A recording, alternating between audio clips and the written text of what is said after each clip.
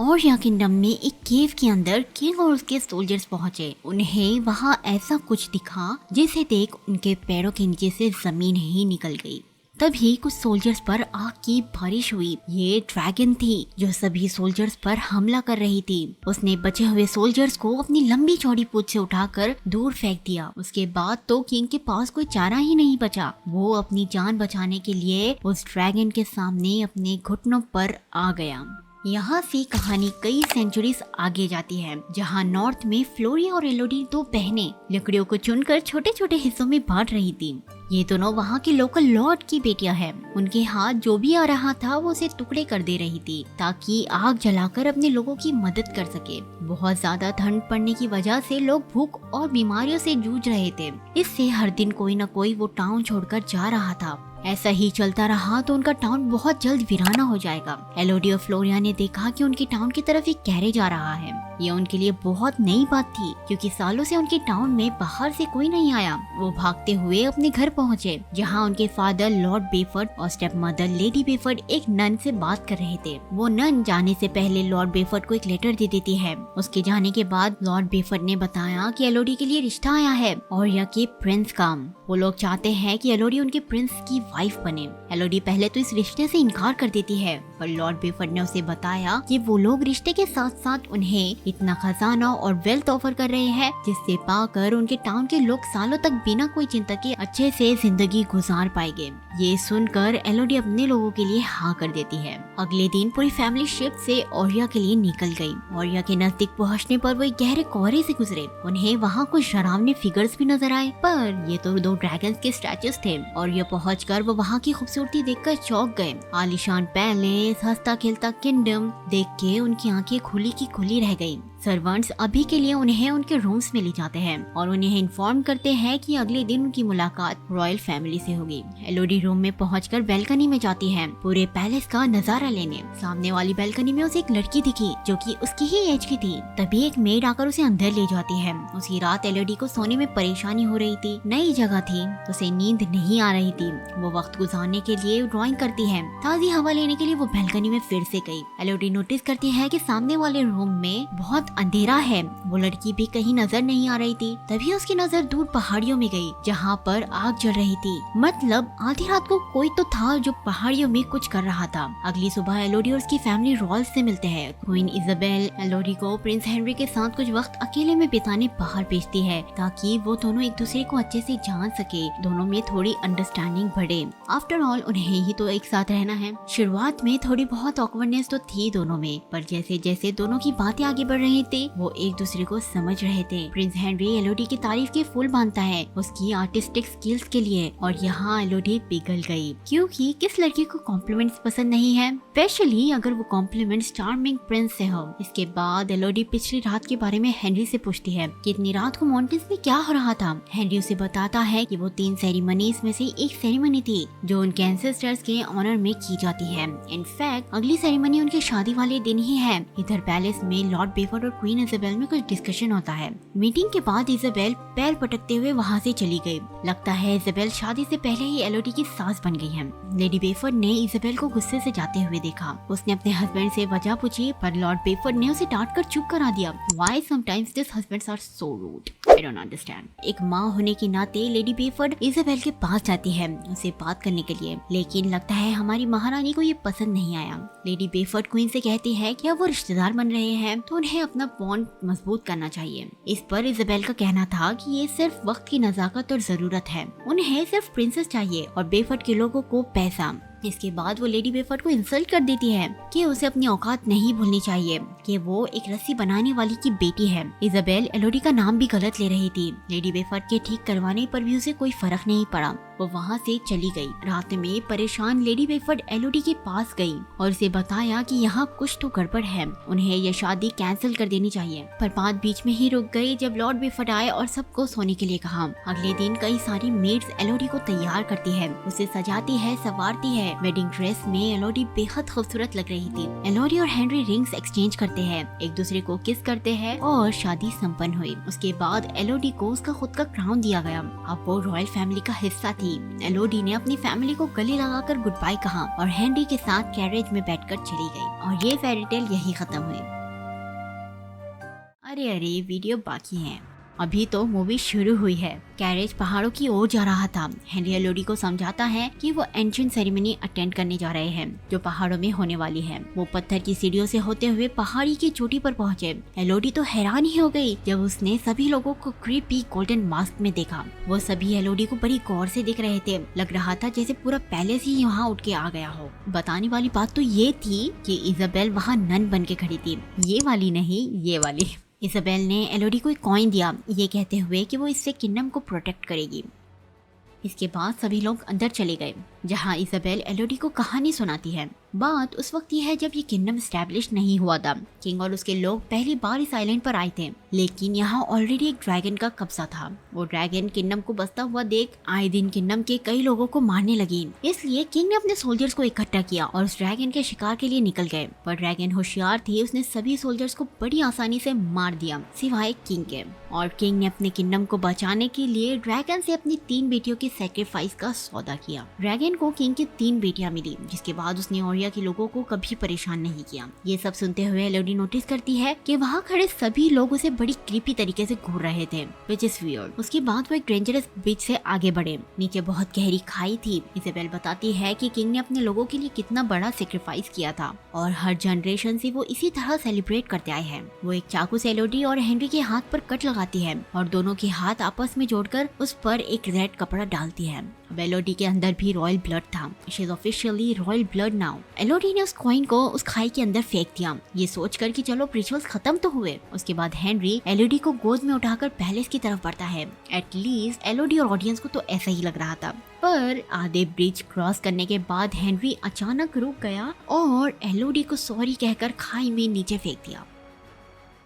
एलोडी तो चिल्लाते हुए नीचे गिर रही थी। वो बहुत सारी टहनियों से टकरा के कीचड़ के गड्ढे में जा गिरी और बेहोश हो गई। जब उसे होश आया, उसकी बॉडी पर बहुत सारे जख्म थे। वो फिर भी हिम्मत जुटाकर हेल्प के लिए चिल्लाती है। ऊपर ब्रिज पर कोई नहीं था, सब जा चुके थे, पर तो उसकी किसी ने नहीं सुनी। पर जिसे नहीं सुनना चाहिए था उसने सुन ली थी। केव में ड्रैगन थी जो एलोडी की आवाज से जाग गई। अब कोई उसकी मदद के लिए नहीं आने वाला था तो उसे खुद की ही मदद से यहाँ से निकलना होगा। वो बार बार ऊपर चढ़ती है और गिर जाती है। गिरने के साथ साथ उसे नई चोटें भी मिल रही थी। एलोडी ने वहाँ ज्वेलरी नोटिस की जो कि उसकी तो नहीं थी। मतलब रॉयल सालों से लड़कियों का सेक्रीफाइस करते आ रहे हैं, उन्हें बेवकूफ बना के, लाइक एलोडी। तभी पीछे से कुछ आवाज आती है। जब एलोडी ने केव के अंदर जाकर देखा, एक चमकती हुई बर्ड उसकी तरफ आ रही थी। एक्चुअली ये बर्ड चमक नहीं रही थी, बल्कि उसे तो आग लगी हुई थी। वो एलोडी के सामने आकर गिर जाती है। एलोडी आग बुझाने के लिए उस पर मिट्टी डालती है, पर कुछ फायदा नहीं होता क्योंकि वो बर्ड मर गई थी। अचानक भयानक गुर्राने की आवाज आई। एलोडी देखती है केव में अंदर से हजारों जली हुई बर्ड्स उसकी तरफ आ रहे हैं। वो बर्ड्स एक एक करके एलोडी के इर्द गिर्द तड़प कर मर गई। उन जली हुई बर्ड्स की रोशनी में एलोडी बाहर जाने का रास्ता ढूंढती है, पर उसके पैर एक जगह जम गए जब उसने अपने सामने ड्रैगन को देखा। एलोडी डरकर एक पोल के पीछे छुप गई। जरा गौर से सुनिए, ड्रैगन बात करने वाली है। वो एलोडी से कहती है कि रॉयल फैमिली की हर जनरेशन को पे करना होगा और उसे एलोडी के अंदर से रॉयल खून की खुशबू आ रही है। यही वजह थी कि इजाबेल ने एलोडी और हेनरी का हाथ काटा था, क्योंकि वो स्मेल एलोडी के खून की नहीं बल्कि हेनरी की खून की थी। ये सब ड्रैगन को बेवकूफ बनाने के लिए किया गया। ये इजाबेल कम और एनाबेल ज्यादा लग रही है। खैर, ड्रैगन एलोडी से भागने के लिए कहती है और एलोडी अपनी जान बचाने के लिए बेतहाशा भागती है। एलोडी एक टनल में जा पहुंची। पीछे से ड्रैगन आग उगल रही थी। वो आग टनल के अंदर तक आ रही थी, पर लकीली एलोडी को टनल में एक सेफ स्पॉट मिल गया। अचानक उसकी नजर सामने जली हुई बॉडी पर पड़ी। एलोडी को समझने में जरा भी देरी नहीं लगी कि ये बॉडी उस लड़की की है जो उसने उस रात बैल्कनी में देखी थी। ये देखकर एलोडी बहुत डर गई। इजाबेल और हेनरी कितने गिरे हुए थे, वो लड़कियों की बलि दिए जा रहे थे। ड्रैगन फिर से एलोडी के पीछे थी। वो दोबारा आग उगलती है। आग को नजदीक आता देख एलोडी टनल में एक छोटे से गड्ढे में पीछे सरकने लगी, पर तभी उसका ड्रेस फंस गया। आग की लहरें नजदीक आ रही थी। एलोडी ने जैसे तैसे ड्रेस को फाड़ा और खुद की जान बचाई। ड्रैगन एलोडी को किसी भी हाल में मारना चाहती थी। उसके सर पर खून सवार था, लेकिन टनल काफी छोटा था और ड्रैगन इतनी बड़ी कि वो अंदर तो आने से रही, तो एलोडी अंदर सेफ थी। पर कितनी देर? एलोडी की जान तो बच गई थी, लेकिन उसका पैर जल गया था। उसके पैर पर बहुत बड़ा जख्म आ गया। एलोडी दर्द के मारे चिल्ला रही थी। ड्रैगन उसकी आवाज सुन सकती थी। कुछ देर बाद वो वहाँ से चली गई। एलोडी को याद आया कि उसके पास तो एक चाकू है। वो चाकू से अपने कपड़े फाड़ती है और अपने जख्म पर पट्टी बांधती है। उसे बहुत दर्द हो रहा था। उसके पास एक परफ्यूम डिफ्यूजर भी था। उसका यूज करके वो एक लैंटर्न बनाती है। आई वंडर कि ऐसी सिचुएशंस में लीड्स के पास हर चीज कैसे आ जाती है। It's miracle. अब वो जिंदगी भर ड्रैगन से बचकर तो यहाँ नहीं रह सकती थी, इसीलिए वो टनल में बाहर का रास्ता ढूंढती है। उसे बहुत छोटा सा नैरो पैसेज मिला। उस पैसेज से वो अंदर रेंगते हुए बढ़ने लगी, पर जोर लगाने की वजह से वो नीचे की तरफ फिसलती जा रही थी।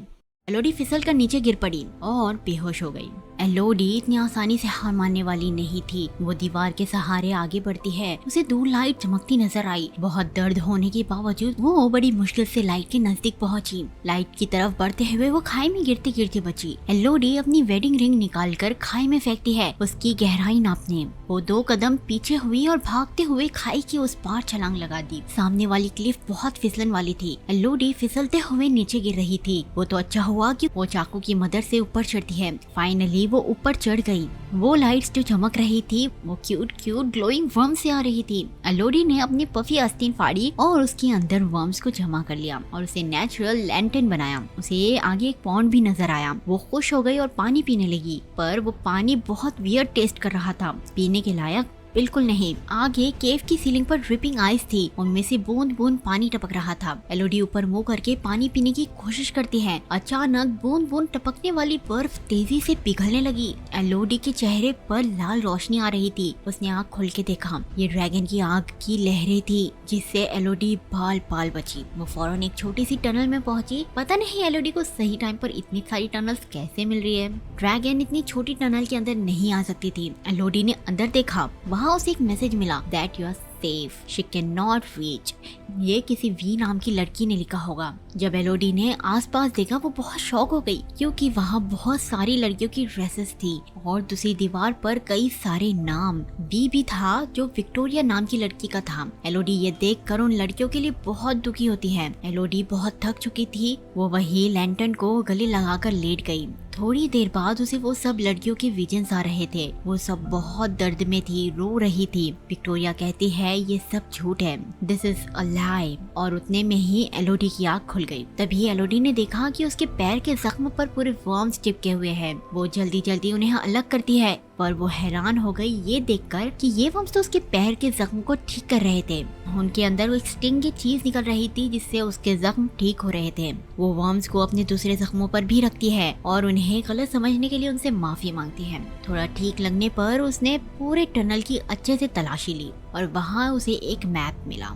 मतलब एक लड़की थी जो वहाँ से बचकर निकलने में कामयाब हो गई थी। उसे बाहर का रास्ता मिल गया था। मैप से पता लगा कि उसे आगे 3 रास्ते मिलेंगे, जिसमें से उसे बीच वाला रास्ता चुनना होगा। क्रिस्टल से होते हुए म्यूजिक को फॉलो करके उसे आगे बढ़ना था। अब मैप मिलने के बाद एलोडी अपने रास्ते की तैयारी करती है। उसने अपनी ड्रेस को फाड़ कर कंफर्टेबल बना लिया, फिर अपना नाम उस दीवार पर लिख दिया और बीच के रास्ते से आगे बढ़ी, ड्रैगन की दहाड़ों को इग्नोर करते हुए। उसे नोकीले क्रिस्टल से भरा हुआ एक रास्ता मिला जो ऊपर की तरफ जा रहा था। उसे एक धुन भी सुनाई दी जो हवा की क्रिस्टल से टकराने से आ रही थी। वहाँ उसे एक क्राउन भी मिला जिस पर वी लिखा हुआ था, मतलब वो विक्टोरिया का था। मतलब वो विक्टोरिया थी जो यहाँ से निकलने में कामयाब हुई थी। उसने अपने कपड़े फाड़े और हाथ पर पट्टी बांधी ताकि उसके हाथ ज्यादा जख्मी ना हो। वो क्राउन को क्रिस्टल्स में अटकाकर ऊपर चढ़ने लगी। नीचे से ड्रैगन ये सब देख रही थी। वो अपना मुंह खोलकर इंतजार करती है कि एलोडी नीचे गिरे और वो बिना बेक किए ही उसे खा जाए। आग तो उसके पेट में ऑलरेडी थी, तो वो वहाँ तो पकी जाएगी। एक वक्त आया जब क्रिस्टल टूट गया और एलोडी नीचे गिर गई। मतलब गिरते गिरते रह ही गई। हीरोइन है, इतनी जल्दी थोड़ी ना ड्रैगन का नाश्ता बन जाएंगी। खैर, उसने क्राउन की मदद से खुद को संभाला और ऊपर चढ़ी। क्रिस्टल बहुत नोकीले थे, उसे बहुत चोटें आई, पर फिर भी उसने हार नहीं मानी और ऊपर चढ़ ही गई। पर किस लिए? क्योंकि वो तो बहुत ऊंची पहाड़ी पर बना गड्ढा था जहाँ एलोडी पहुंची। बहुत परेशान एलोडी टूटकर नीचे बैठ गई और रोने लगी।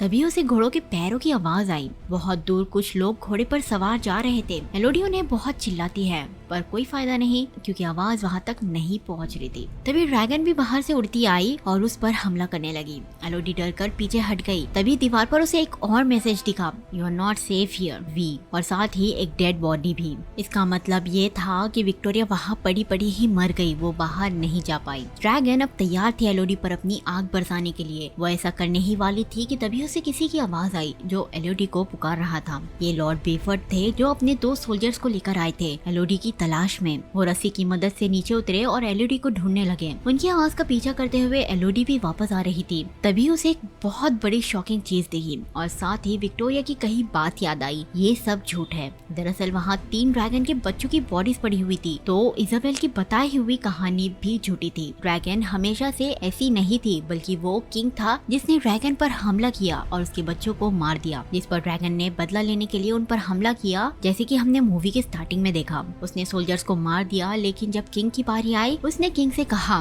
कि मौत उसके लिए बहुत आसान सजा है। वो जिस दर्द से गुजर रही है वैसे ही दर्द से किंग को भी गुजरना होगा। और तभी से रॉयल फैमिली भोली भाली मासूम जरूरतमंद लड़कियों को बलि का बकरा बनाती आ रही है, उनका खून रॉयल खून से मिलाकर, ताकि ड्रैगन को भी शक न हो। उसके बाद एलोडी को उसके फादर दिखाई दिए, पर वो उनके सामने नहीं आती है। सेफ्टी के लिए ड्रैगन एक सोल्जर को उठाकर हवा की सैर कराती है, उसे नीचे फेंकने से पहले, जिससे उसकी जगह पर ही मौत हो गई। उसने दूसरे सोल्जर को भी पैर के नीचे दबाकर मार दिया, पर पिद्दी से एलोडी को अभी तक कुछ नहीं कर पाई। खैर, अब ड्रैगन बेफर्ड के सामने थी। बेफर्ड कहते हैं कि वो अपनी बेटी को बचाने आया है और उस पर तलवार से अटैक कर देते हैं। ड्रैगन ने बेफर्ड को अपनी पूंछ से उठाकर दूर फेंक दिया, जिससे वो निहत्थे हो गए। एलोडी छुपकर ये सब देख रही थी ताकि सही वक्त पर बाहर आ सके। ड्रैगन बेफर्ड से कहती है कि अपनी बेटी को बाहर बुलाओ। बेफर्ड बहुत दर्द भरी आवाज में कहते हैं कि वो बहुत बुरे पिता है, उन्होंने बहुत बड़ी गलती की जिसके लिए वो खुद को कभी माफ नहीं कर पाएंगे। अब बेफर्ड चिल्लाकर एलोडी से कहते हैं कि बाहर मत आना बेटी। इससे ड्रैगन को गुस्सा आ गया और वो बेफर्ड को पटक देती है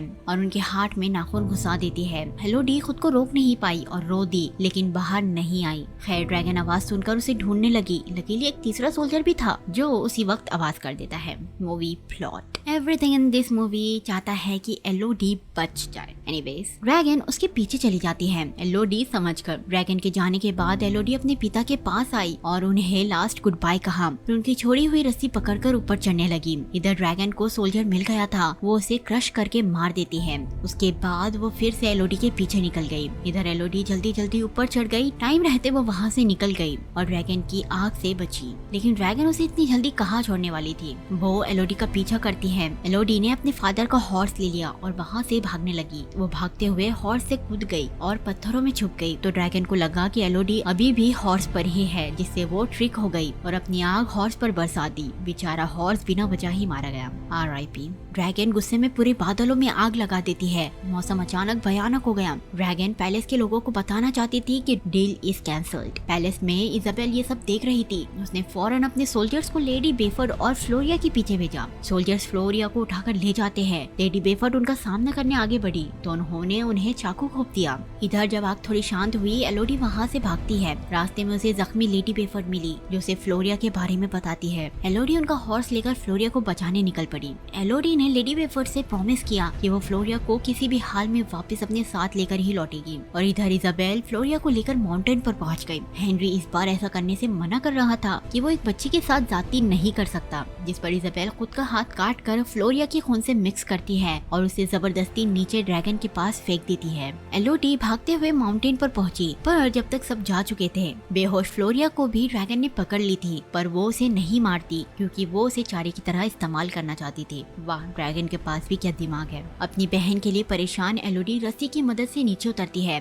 पिछला एक्सपीरियंस होने की वजह से वो उसी रास्ते से जल्दी जल्दी आगे बढ़ रही थी। मैप को डबल चेक करने के बाद वो ड्रैगन लेयर यानी ड्रैगन के ठिकाने तक पहुंच गई। उसने अपने फादर की तलवार उठा ली और कुछ हथियारों की मदद से ट्रैप सेट किया। इस ट्रैप में उसने सोल्जर के आर्मर को सेट किया और रस्सी से सहारा दिया। नीचे उसने आग लगा दी जिससे रस्सी जलने लगी और जैसे ही रस्सी जल गई वो आर्मर नीचे गिर गया। ये काम कर गया क्योंकि ड्रैगन को उसकी आवाज आई और वो आवाज सुनकर अपना ठिकाना छोड़कर बाहर आती है। इतने में एलोडी को मौका मिल गया। वो ड्रैगन लेयर में जाकर बेहोश फ्लोरिया को जगाती है। वो उसे लेकर बाहर जाने लगी, लेकिन तभी ड्रैगन को पता चल गया कि ये तो ट्रैप था। अब वो एलोडी के सामने थी। फ्लोरिया कहीं छुप गई थी ताकि एलोडी ड्रैगन का सामना कर सके बिना डिस्ट्रैक्शन के।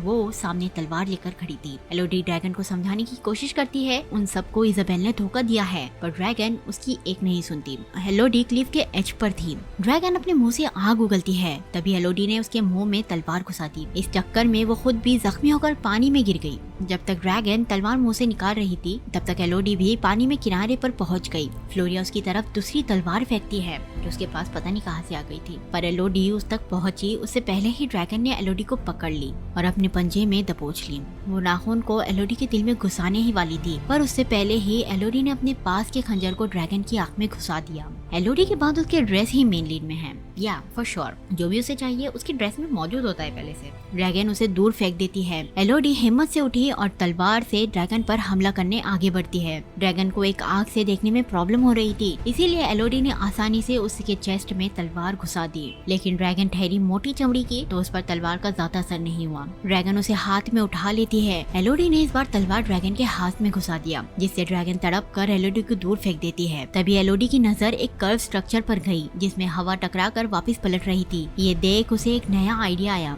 वो ड्रैगन के सामने खड़ी हो गई और खुद को जलाने की चुनौती दी। ड्रैगन अपने मुंह से आग उगलती है। लास्ट मोमेंट पर एलोडी सामने से हट गई और सारी आग स्ट्रक्चर से टकराकर वापस ड्रैगन पर चली गई, जिससे ड्रैगन अपनी ही आग में जलने लगी। ड्रैगन कुछ देर दर्द में झटपटाने के बाद शांत हो जाती है और जमीन पर गिर जाती है। उसके बाद एलोडी ने उसे अपना हाथ कट करके दिखाया और कहा कि वो सालों से मासूम लड़कियों की जान लेते आई है, ना कि रॉयल्स की। ड्रैगन कहती है कि उसे मार दे और ये सब खत्म कर दे। एलोडी ऐसा नहीं करती। उसने ड्रैगन से कहा कि वो ये नफरत की जंग हमेशा के लिए खत्म करना चाहती है। उसके बाद एलोडी पानी से वर्म्स निकालती है और ड्रैगन के जख्मों पर रख देती है ताकि ड्रैगन हील हो सके। इधर पैलेस में शादी हो रही थी। किसकी? गेस, हेनरी की। उन्होंने एक और मासूम लड़की को फंसा लिया था। रिंग्स एक्सचेंज होती है, तभी एलोडी वहाँ आ गई। इजाबेल एलोडी को बुरा भला कहने लगी, लेकिन अब एलोडी मजबूत बनकर आई थी। एलोडी दुल्हन से कहती है कि अपने परिवार को लेकर यहाँ से चली जाए। दुल्हन फौरन ये सुनते ही वहाँ से भाग गई। फिर एलोडी ने वहाँ खड़े सभी लोगों से कहा कि जो भी अपनी जान बचाना चाहता है यहाँ से चला जाए। कुछ वहाँ से चले गए और बाकी कंफ्यूजन में वहीं खड़े रहे। इजाबेल एलोडी से कहती है, क्या मुझे तुमसे डरने की जरूरत है? तुम तो बस बाई चांस उस ड्रैगन से बच गई। जिस पर एलोडी हंसकर कहती है, मुझसे डरने की जरूरत नहीं है, बल्कि और पीछे ड्रैगन थी जो अपना बदला लेने के लिए तैयार थी। उसने एलोडी के निकलने का वेट किया और सभी को अपने बदले की आग में जला दिया। एलोडी एक क्वीन की तरह शान से बाहर आ रही थी और उसके पीछे थी वो ड्रैगन। मूवी के लास्ट सीन में हम एलोडी, फ्लोरिया और लेडी वेफर, थैंक गॉड जो कि जिंदा है, उन्हें अपने घर शिप से वापस लौटते हुए देखते हैं। एलोडी ने ओरिया की जिम्मेदारी लेडी वेफर्ड को दे दी थी। एलोडी घर वापस अकेले नहीं जा रही थी, उसके साथ थी वो ड्रैगन। और ये मूवी यही खत्म हो जाती है।